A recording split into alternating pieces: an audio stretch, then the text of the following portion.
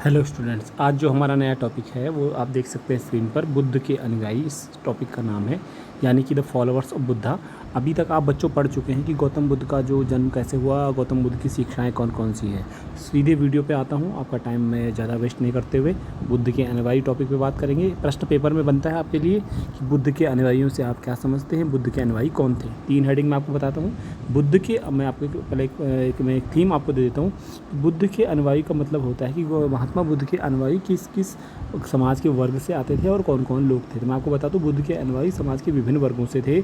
आप राजा, क्षत्रिय, सैनिक, गरीब व्यक्ति, शूद्र और महिला, सभी लोग और व्यापारी वर्ग, सभी लोग बुद्ध के जो है अनुयायी बने थे। आइए सीधे शुरू करते हैं। जैसे कि आप स्क्रीन पे देख सकते हैं, मुझे डिटेल में आपको बताना है।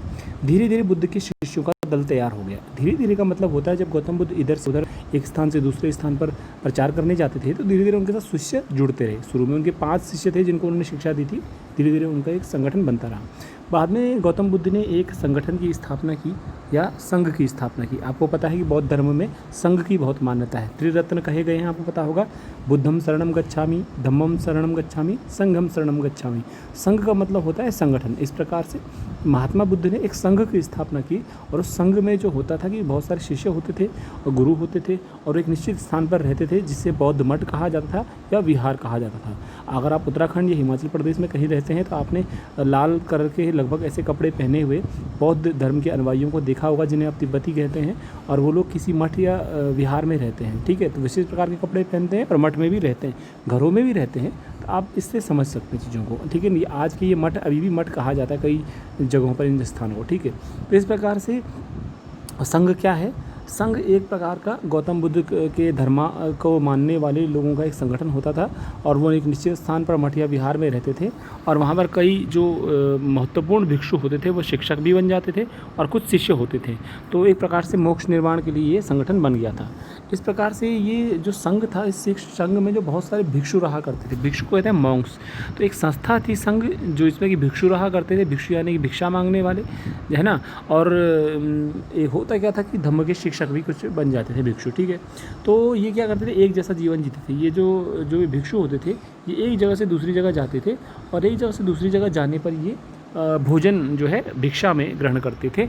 इनके लिए जो एक सादा जीवन जीना पड़ता था इनको, यानी ये सोना चांदी गहने से इन्हें दूर रहना है, विवाह से इन्हें दूर रहना पड़ता था, ज्ञान प्राप्ति का प्रयास करना है, निर्वाण प्राप्ति का प्रयास करना है इनको, और उतना ही लेना है जितना एक दिन का इनका भोजन हो जाए।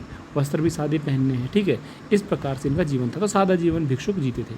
जीवन यापन के लिए अति आवश्यक चीज़ों के अलावा उनके पास कुछ नहीं होता था, जो मैं पहले आपको बता चुका हूँ। दिन में एक बार उपासकों से भोजन दान पाने के लिए एक कटोरा रखते थे। जो लोग भी भिक्षुक और होते थे, जो लोग सामान्य लोग थे, उनसे वो दक्षिणा लेते थे, यानी भोजन दान में पाते थे। कौन? भिक्षुक, बौद्ध धर्म में भिक्षुक। तो इस तरह से वो दान पर पूरी तरह से निर्भर रहते थे। इन्हें उन्हें भिक्खु कहा जाता है, भिक्खु, जिसे हम भिक्षु भी कह सकते हैं।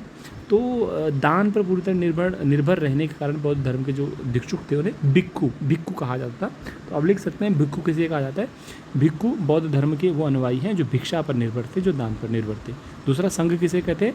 संघ का संबंध बौद्ध धर्म से है, जिसमें कि जो बौद्ध धर्म के जो भिक्षुक होते थे या जो लोग होते थे वो एक विशेष प्रकार के विहार या मठ में रहते थे और सादा जीवन जीते थे और भिक्षा जो ग्रहण करके जीवन यापन करते थे। बहुत लंबी डिटेल्स भी हैं लेकिन मैं वीडियो को छोटा बना रहा हूँ आपके लिए। ठीक है, मेन पॉइंट पे आगे चलते हैं। शुरू में हुआ क्या कि अब मेन पॉइंट पर हम आते हैं कि बुद्ध के अनुयायी कौन थे। बच्चों, बुद्ध के जो अनुयायी होते थे शुरू में सिर्फ पुरुष ही उनके संगठन में या संघ में शामिल हो सकते थे। अनुयायी मतलब कि फॉलो करना। आपने देखा होगा कि बहुत सारे महान गुरु हुए हैं तो उनके पीछे लोग भी जुड़ते जाते हैं, फॉलोअर्स बन जाते हैं।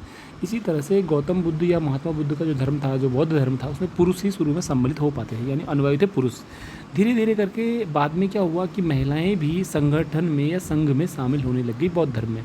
संघ में शामिल होने का मतलब होता है कि देखिए, एक होगा भिक्षु, एक होगा गृहस्थ जीवन जीने वाला। जो संघ में शामिल हो जाएगा वो मठों या विहारों में रहेंगे, रात्रि निवास भी करेंगे, भिक्षा से भोजन ग्रहण करेंगे और वहाँ पर उनका कोई अध्यक्ष होगा, वहाँ शिक्षा चर्चा परिचर्चा चलती रहेगी। बाद में महिलाओं को भी अनुमति मिल गई। तो बौद्ध ग्रंथों के अनुसार देखिए, बौद्ध ग्रंथ किस भाषा में लिखे गए हैं? पाली भाषा में लिखे गए हैं। मुख्य बौद्ध ग्रंथों के नाम बताइए। त्रिपिटक उनको कहा जाता है, सुत्त पिटक, विनय पिटक और अभिधम्म पिटक। तो बौद्ध ग्रंथों के अनुसार बुद्ध के प्रिय शिष्य आनंद ने बुद्ध को समझाया कि महिलाओं को भी संघ में आने की अनुमति दीजिए। ठीक है, कुल मिला के बात क्या है, गौतम बुद्ध खिलाफ थे कि महिलाओं को संघ में शामिल किया जाए, लेकिन बौद्ध ग्रंथों के अनुसार ऐसा पता चलता है कि जो बुद्ध के प्रिय शिष्य थे आनंद, उन्होंने समझाया कि महिलाओं को भी संघ में आने की अनुमति दी जाए। तो आपके पास क्वेश्चन बन जाएगा कि बुद्ध के प्रिय शिष्य कौन थे? आनंद थे। किन ग्रंथों से पता चलता है कि महिलाओं को संघ में आने की अनुमति प्राप्त की जाए? वह है बौद्ध ग्रंथों के अनुसार। ठीक है, तो बुद्ध की उपमाता महाप्रजापति गौतमी संघ में आने वाली पहली भिक्षुणी बनी। अब आप समझ गए होंगे। क्वेश्चन बन जाता है कि कौन सी ऐसी महिला थी जो कि पहली भिक्षुणी या भिक्षुणी बनी जो कि संघ में आने वाली थी? तो कौन थी? महाप्रजापति गौतमी, जो कि बुद्ध की उपमाता थी। उपमाता ना कहीं तो सौतेली माता थी, या फिर बुद्ध की जो माँ थी जिन्होंने उनको जन्म दिया था, और बुद्ध की माँ का नाम था माया देवी, तो माया की बहन का नाम था महाप्रजापति गौतमी। तो ये पहली माँ है, जो गौतम की माँ है, जो पहली महिला है जो संघ में शामिल होने वाली पहली महिला है। ठीक है, इसके बाद कई स्त्रियां संघ में आती हैं बौद्ध धर्म में, और वे धम्म की उपदेशिकाएं बन गई। उपदेशिकाएं का मतलब है शिक्षक बन गई, उपदेश देने वाली बन गई। भाई जिस धर्म का प्रचार गौतम बुद्ध कर रहे शिक्षाओं का, उनके बाद भी तो प्रचार करेगा कोई। तो कई स्त्रियां जो संघ में आई वे धम्म की उपदेशिकाएं बन गई। धम्म मतलब, धम्म का मतलब होता है धर्म यानी सदाचार। ठीक है, आपने सुना होगा अशोक की धम्म की नीति। ठीक है, तो जो उपदेशिकाएं बन गई आगे चलकर उन्हें थेरी कहा जाने लग गया, उन्हें थेरी कहने लग गए। ऐसी महिलाएं जिन्होंने निर्वाण प्राप्त कर लिया हो। ठीक, ऐसी महिलाएं जिन्होंने निर्वाण प्राप्त कर लिया हो। तो कुल मिला के आपको दो बातें क्लियर हो गई हैं। बुद्ध के अनुयायी जो है किन किन वर्गों से थे? तो पुरुष, शुरू में पुरुष ही संघ में शामिल हो सकते थे। महिलाएं भी बुद्ध की अनुयायी बनी थी, जिनमें महाप्रजापति गौतमी का नाम बहुत प्रमुख रूप से लिया जाता है। आगे चलकर जो महिलाएं आती रही, कई महिलाएं तो थेरी बन जाती थी। आप इसमें से थेरी वर्ड को अंडरलाइन कर सकते हैं, ये बहुत इंपॉर्टेंट वर्ड है बच्चों, 1 नंबर का कभी भी आ सकता है कि थेरी का अर्थ क्या होता है। थेरी का संबंध बौद्ध धर्म से है, जिसमें कि वो महिलाएं जो कि शिक्षक बन जाती थी और धम्मों की शिक्षा देती थी, उन्हें थेरी कहा जाता था, और माना जाता था कि इन महिलाओं ने निर्वाण प्राप्त कर लिया हो। देखो, शिक्षक वही बनेगा जिसको ज्ञान मिल जाए, जो इसको निर्वाण मिल जाए। ठीक है, हो गया। आगे चलते हैं, वीडियो बहुत बड़े शॉर्ट में बना रहा हूँ। आगे चलते हैं, स्क्रीन पर देखते हैं। अब आते हैं फिर बुद्ध के अनुयायी और कौन थे। देखिए, बुद्ध के अनुयायी कई सामाजिक वर्गों से आई। यहाँ पर देख सकते हैं, यहाँ पर बुद्ध के अनुयायी कई सामाजिक वर्गों से आए। पेपर में प्रश्न आ सकता है कि बुद्ध के अनुयायी कौन थे, तो आप लिखेंगे बुद्ध के अनुयायी कई सामाजिक वर्गों से। आप देखिए, social classes, different social classes से बुद्ध के अनुयायी आए थे। अब कौन कौन थे? राजा हो गए, मैंने पहले भी आपको बताया था शॉर्ट में। राजा भी थे इनके अनुयायी, धनवान भी थे, गृहपति भी थे, और सामान्य जन भी थे। कर्मकार, दास, शिल्पी सभी शामिल थे।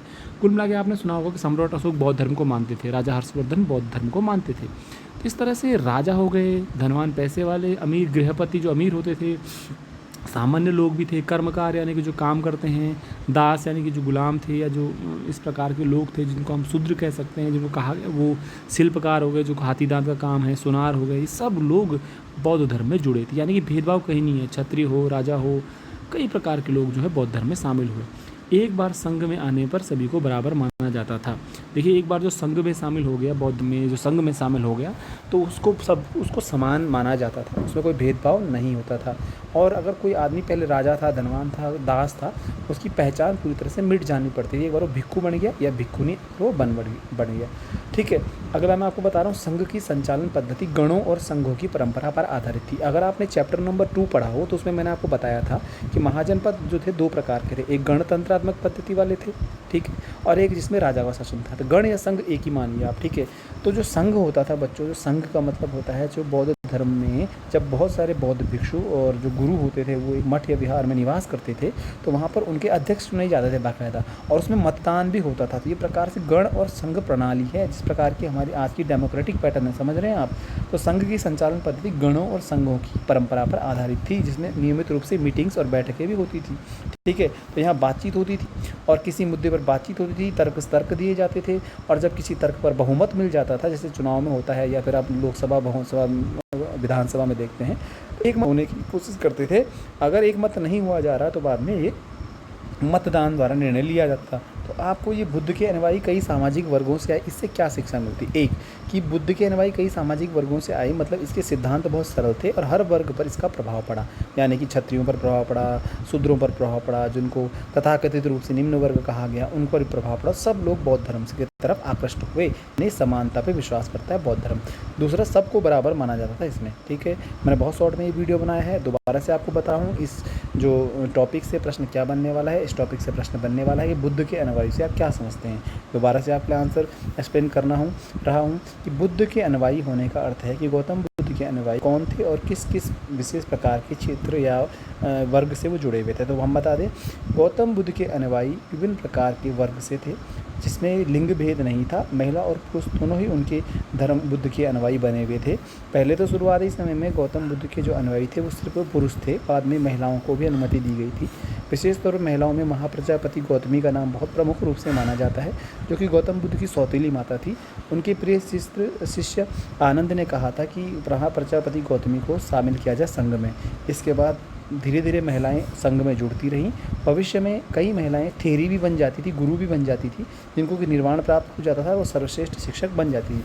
इसके अलावा समाज में बौद्ध धर्म का एक योगदान है समानता स्थापित करने का। समाज में विभिन्न प्रकार के सामाजिक वर्गों से बौद्ध धर्म में लोग जुड़े और संघ में शामिल हुए।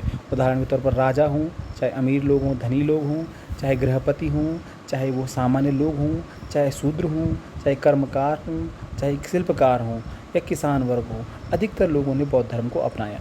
एक बार जो भी व्यक्ति बौद्ध धर्म को ग्रहण कर लेता था, उसकी पुरानी पहचान समाप्त हो जाती थी और समानता का व्यवहार उनके साथ किया जाता था। इस प्रकार से आप देख सकते हैं कि बुद्ध के अनुयायी विभिन्न वर्गों से आए और इस समानता का संदेश देता है। मैंने आपको टॉपिक बता दिया है, आप बताइएगा आपको वीडियो कैसे लगा। Thank you very much.